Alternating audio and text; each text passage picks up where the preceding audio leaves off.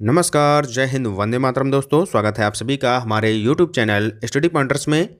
और आज हम आपके लिए लेकर आ चुके हैं एक बेहतरीन क्लास। गणित के अति महत्वपूर्ण प्रश्न यहाँ पर हम देखने वाले हैं। ट्रिक से इनको हम करने वाले हैं। किस तरीके से कौन सा क्वेश्चन हमें ट्रिक के माध्यम से यहाँ पर लगाना होगा जिससे कि हम कम समय में अधिक क्वेश्चन वहाँ पर कर सकें। तो सीटेट के एग्जाम में जो अभी तक क्वेश्चन पूछे गए हैं उनको हम डिस्कस करने वाले हैं। और जो लोग चैनल पर पहली बार जुड़े हैं तो चैनल को सब्सक्राइब कर लेना और बेल आइकॉन को प्रेस कर लेना जिससे कि आने वाली वीडियो का नोटिफिकेशन आपको समय पर मिल सके। तो चलिए शुरू करते हैं आज का इंपॉर्टेंट लेक्चर और देखते हैं पहला क्वेश्चन। तो पहला क्वेश्चन आपके सामने यहाँ पर बच्चों दिया है। यहाँ पर एक संख्या दी गई है और उसमें लिखा है कि 70560 में 5 और 6 के स्थानीय मानों का गुणनफल क्या होगा। तो स्थानीय मान क्या होते हैं हमने आपको पिछली क्लास में कराया था। स्थान के हिसाब से उसका जो है स्थानीय मान ज्ञात किया जाता है। जैसे कोई संख्या मान लो, जो ये संख्या दी गई है 70560, इसमें लिखा है कि 5 और 6 के स्थानीय मानों का गुणनफल, यानी कि उनको गुणा करना है। तो 5 का स्थानीय मान क्या हो जाएगा, इकाई दाई सैकड़ा, यानी कि जो ये 5 है आपका, ये सैकड़े के स्थान पर है तो 2 जीरो हो जाएंगे। ठीक है, अब इसमें गुणा किसका करना है, 6 के स्थानीय मान का। 6 किस स्थान पर है, इकाई दहाई, यानी कि दहाई स्थान पर है तो ये 6 और 1 जीरो। अब इनका गुणा कर लीजिएगा, कितना आ जाएगा, 5 छक्का 30 हो जाएगा। तो 5 छक्का 30 और 2 जीरो ये हैं, 1 ये है, तो 3 जीरो ये हो गए। तो आपका ये आ गया। ठीक है, अब ये किस ऑप्शन में है, ऑप्शन नंबर डी में है। यही हमारा राइट आंसर हो जाएगा। बहुत ही सिंपल क्वेश्चन था। चलते हैं नेक्स्ट क्वेश्चन की तरफ। अगला क्वेश्चन है कि 133 में से 11 को 10 बार घटाने पर क्या शेषफल होगा। तो 133 में अगर हम 11 को 10 बार घटाएंगे, मान लो हम अगर अपनी पुरानी ट्रिक से वही घटाएं, 133 माइनस 11 तो बचा 122, फिर से हम अगर इसमें माइनस करेंगे 11 तो 111 बचेगा। तो ऐसे अगर हम करेंगे तो बहुत टाइम लग जाएगा। तो ऐसे हमें इसको नहीं करना है। करना कैसे है वो अब आप लोग देख लीजिएगा। 133 यहाँ पर लिखा है, हमें क्या माइनस करना है, 11 को कितनी बार करना है, 10 बार। तो 11 में 10 का गुणा कर देंगे तो 133 माइनस में 11 दशारम 110, और इसको जब घटा देंगे तो आपका आ जाएगा 23। तो यही 23 जो है ऑप्शन नंबर सी में है, ये हमारा राइट आंसर हो जाएगा। ठीक है, 133 में जब 110 घटाएंगे तो 23 इसका सही उत्तर हो जाएगा। क्लियर हो गया। नेक्स्ट क्वेश्चन देखते हैं। अगला क्वेश्चन है 0.025 ये किसके बराबर होगा। तो सबसे पहले हम 0.025 को यहाँ पर अगर हम इसको थोड़ा हल करें तो कितना आ जाएगा, 0.025 को दशमलव हटाएंगे तो बटे में आ जाएगा 1000, क्योंकि 3 अंक हैं ऊपर। तो ये आ गया आपका 25/1000। ठीक है, तो 25/1000 किस ऑप्शन में लिखा है ये हमें पहचानना है। तो चलिए अब हम ऑप्शन यहाँ पर उठाते हैं। मान लीजिएगा हमने यहाँ पर 2.5% उठा लिया, तो 2.5%। ठीक है, अब जब प्रतिशत का हम चिन्ह वहाँ पर हटाएंगे तो बटे में आ जाएगा आपका 100। ठीक है, अब दशमलव हटाएंगे तो 1 जीरो और बढ़ जाएगा क्योंकि 1 अंक के बाद दशमलव लगा है। तो 25/1000 ये भी आ गया, यानी कि जो ये संख्या लिखी है ये 25/1000 अभी हमने आपको बताई थी, इस तरीके से निकल कर आई थी, और ये भी 25/1000 आ रहा है। तो यानी कि यही हमारा राइट आंसर हो जाएगा। 2.5% के ये बराबर हो जाएगा। क्लियर हो गया पॉइंट। आगे देखते हैं नेक्स्ट क्वेश्चन। ये क्वेश्चन काफ़ी आपको परेशान करता होगा, लेकिन केवल सेकेंडों का क्वेश्चन है। कैसे करना है, 1/9 में कितने 1/72 हैं, ये यहाँ पर पूछा गया है। तो करना क्या है कि 1/9 में कितने 1/72 हैं, तो 1/9 में सीधा इसका गुणा कर देना है 1/72 को उल्टा करके। तो 72/1 से गुणा कर दीजिए, 9 से काट दीजिए, 9 8 72, आंसर आ गया 8। ख़त्म काम। ऑप्शन नंबर ए यहाँ पर राइट आंसर हो जाएगा। कितना टाइम लगा, बिल्कुल टाइम नहीं लगा, सेकेंडों का क्वेश्चन था। चलते हैं आगे, नेक्स्ट क्वेश्चन देखते हैं। 2010 में किसी नगर की जनसंख्या 30.3 मिलियन है, यह संख्या निम्न में से किसके बराबर होगी। तो यहाँ पर एक जो मिलियन शब्द आ रहा है ये आपके दिमाग में नहीं समझ में आ रहा होगा। ठीक है, इसको समझते हैं। 1 मिलियन बराबर होता है, क्या होता है बच्चों, 1 मिलियन बराबर होता है 10 लाख। ठीक है, ये बात आप लोग पहले नोट कर लीजिएगा। 1 मिलियन बराबर किसके होता है, 10 लाख के बराबर होता है। अब आप लोग ये बताइए कि 1 लाख में कितने जीरो होते हैं। तो 1 लाख में बच्चों 5 जीरो होते हैं। कितने होते हैं? 5 जीरो। इकाई, दहाई, सैकड़ा, हज़ार, 10,000, लाख। और 10 लाख में कितने हो जाएंगे? 6 जीरो। ठीक है, क्लियर हो गया। अब क्वेश्चन पर आते हैं। यहाँ पूछा गया है कि 2010 में किसी नगर की जनसंख्या 30.3 मिलियन है। यह संख्या निम्न में से किसके बराबर होगी? यानी कि रुपए में कन्वर्ट करना है। ठीक है, तो 1 मिलियन बराबर हमने आपको बताया था कि 10 लाख होता है। कितना होता है? 10 लाख होता है। तो 30.3 मिलियन में कितने लाख हो जाएंगे? 10 लाख का गुणा कर देंगे। 10 लाख में कितने जीरो होते हैं? 6 जीरो। तो 6 जीरो लगा दीजिएगा। 1 2 3 4 5 और एक और जीरो। ठीक है, अब दशमलव हटाएंगे तो एक जीरो कम हो जाएगा। तो अब यहाँ पर 3 0 3 ये आ जाएगा और कितने जीरो बचे? 1 2 3 4 5। 5 जीरो लगा दीजिएगा। 1 2 3 4 5। तो ये हमारी संख्या यहाँ पर निकल कर आ गई। ये किस ऑप्शन में दी गई है? 303 और 5 जीरो, ऑप्शन नंबर डी में। तो यही हमारा राइट आंसर हो जाएगा। बहुत ही सिंपल सवाल था, समझ में आ गया होगा। केवल आपको पता होना चाहिए कि 1 मिलियन बराबर 10 लाख होता है। 10 लाख में 6 जीरो होते हैं और 1 लाख में 5 जीरो होते हैं। ठीक है, तो वही इसका केवल गुणा करना था यहाँ पर। चलते हैं आगे, नेक्स्ट क्वेश्चन देखते हैं। यदि किसी धनराशि का 15% रुपये 45 है तो वह राशि कितनी होगी? अगर 15% का मान 45 है तो बच्चों 1% का मान कितना होगा?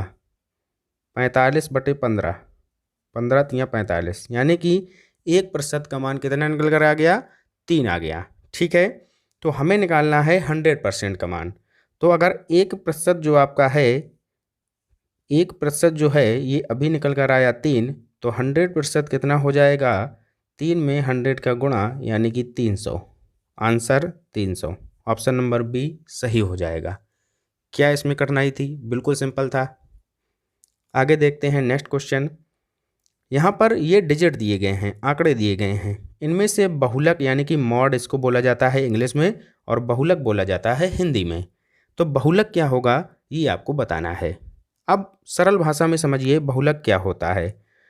तो जो ये आंकड़े दिए गए हैं, ये संख्याएं दी गई हैं, इनमें से जो संख्या सबसे ज़्यादा बार रिपीट हुई होगी वही कहलाएगा आपका बहुलक। बिल्कुल सिंपल है।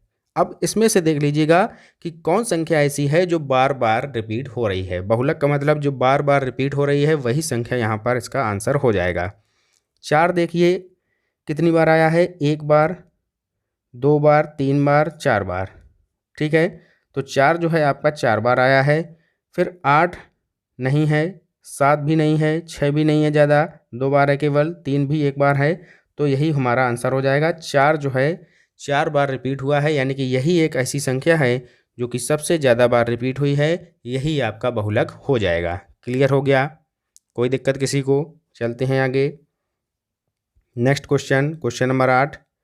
यहाँ पर फिर से आंकड़े दिए गए हैं, इसका माध्य निकालना है, यानी कि मीन इसको बोला जाता है। इंग्लिश में बोले तो मीन, हिंदी में बोले तो माध्य। ठीक है, माध्य का फार्मूला क्या होता है ये आप लोग नोट कर लीजिएगा। माध्य बराबर होता है पदों की संख्या, नहीं सॉरी, पदों का योगफल। जो पद आपके दिए गए हैं, पद जो हैं, पदों का योगफल बटे हो जाएगा पदों की संख्या। क्या हो जाएगा बच्चों? पदों की संख्या। नोट कर लीजिएगा ये। तो यहाँ पर पदों का योगफल, जो ये पद आपके दिए गए हैं इनको आपको टोटल करना है, यानी कि जोड़ना है। उसके बाद ये कितने पद हैं इनसे भाग दे देना है, वही आपका माध्य हो जाएगा। तो चलिए करते हैं। तो सबसे पहले 3 को जोड़ेंगे 5 में, 3 और 5 8, 8 और 7 15, 15 5 20, 9 29, 1 हो जाएगा 30, 30 और 15 हो जाएंगे आपके 45, 45 और 5 हो जाएगा आपका 50, 50 और 4 हो जाएगा 54, यानी कि पदों का योगफल आ गया 54। ठीक है, बटे में कर देंगे पदों की संख्या। कितने पद हैं? 1 2 3 4 5 6 7 8 9, तो 9 पद हैं। तो 9 से भाग दे देंगे, 9 6 54, यानी कि 6 आपका राइट आंसर हो जाएगा। ऑप्शन नंबर सी इसका सही उत्तर हो जाएगा। कोई दिक्कत? माध्य कैसे निकाला हमने? माध्य बराबर फार्मूला होता है पदों का योगफल बटे पदों की संख्या, यानी कि उनको टोटल किया। उसके बाद 9 पद थे, 9 पद से यहाँ पर भाग दे दिया, 6 हमारा सही उत्तर आ गया। क्लियर हो गया? चलते हैं आगे, नेक्स्ट क्वेश्चन। एक वर्गाकार मैदान की जो परिधि है वो 160 मीटर है, तो उसका क्षेत्रफल क्या होगा? बहुत ही सिंपल है। परिधि बोला जाए या परिमाप बोला जाए, बात एक ही होती है, ठीक है। तो कोई एक वर्गाकार है, इसका जो परिमाप है यानी कि जो परिधि है वो 160 मीटर है, ठीक है। इसका क्षेत्रफल क्या होगा? तो वर्ग का जो क्षेत्रफल होता है वो क्या होता है? भुजा स्क्वायर, और जो परिमाप होता है वो 4 इंटू भुजा होता है। तो वर्ग का आपको परिमाप दिया गया है, यहाँ पर परिमाप बराबर दिया गया है 160, तो 4 इंटू भुजा ये बराबर हो गया 160 के। तो एक भुजा हमें निकालनी है, तो कैसे निकालेंगे? ये 4 उधर जाएगा तो भाग में हो जाएगा 160/4, 4 का भाग दे देंगे तो 4 चौको 16, यानी कि भुजा एक आपकी निकल कर आ गई 40, ठीक है। क्लियर हो गया? तो भुजा हमारी 40 निकल कर आ गई है। तो अब इसका क्षेत्रफल पूछा गया है, तो वर्ग का क्षेत्रफल होता है भुजा का स्क्वायर, भुजा स्क्वायर ये होता है क्षेत्रफल बराबर वर्ग का, ठीक है। तो भुजा कितनी थी? 40, 40 का वर्ग कर देंगे तो कितना आ जाएगा? 1600। यही हमारा राइट आंसर हो जाएगा, ऑप्शन नंबर बी। क्लियर हुआ? चलते हैं आगे, नेक्स्ट क्वेश्चन देखते हैं। अगला क्वेश्चन फिर से यहाँ पर दे दिया गया है आपका कौन सा? आंकड़ों से। लिखा है कि आंकड़े दिए गए हैं ये, तथा 42 संख्या आखिरी में दी गई है, इसका परिसर क्या होगा? तो बच्चों परिसर को इंग्लिश में रेंज बोला जाता है। क्या बोला जाता है? रेंज बोला जाता है। जैसे कि इसको समझते हैं, जैसे आप दुकान पर किसी जाते हैं, वहाँ पर आपने बोला कि आपकी दुकान पर जो जीन्स है, हम जीन्स पैंट खरीदने गए, वहाँ पर बोला कि जो जीन्स है उसकी रेंज आपके यहाँ कितनी है। तो वहाँ पर दुकानदार आपको बताएगा कि हमारी दुकान पर जो जीन्स है उसकी रेंज हमारे 500 से स्टार्ट है और 2000 तक मिलता है। मतलब कि मिनिमम 500 से स्टार्टिंग है और 2000 तक मैक्सिमम आपको मिलने वाला है। तो ये आपकी रेंज कहलाती है। यानी कि 2000 से अगर हम 500 घटा देंगे तो 1500, ये हमारा इसका परिसर निकल कर आ जाएगा। यानी कि सबसे बड़ी संख्या से अगर हम सबसे छोटी संख्या को घटा देंगे तो परिसर हमारा निकल कर आ जाएगा, यानी कि रेंज निकल कर आ जाएगा। यही हमें यहाँ पर करना है, ठीक है। तो सबसे बड़ी संख्या इसमें कौन सी है ये हमें देखना है। 25 दी गई है, 15, 23, 40, 27, 25, 23, 42। तो 42 यहाँ पर सबसे बड़ी संख्या हमें दिख रही है। माइनस कर देंगे, सबसे छोटी संख्या कौन सी है? 15 दिख रही है। तो 42 से 15 घटा देंगे, 27 इसका राइट आंसर हो जाएगा। क्लियर है? 27 ही आएगा ना, अपना देख लेना, जोड़ घटाना आपको करना है। नेक्स्ट क्वेश्चन है, किसी घन का आयतन 125 घन सेंटीमीटर है, इसके एक फलक का क्षेत्रफल क्या होगा?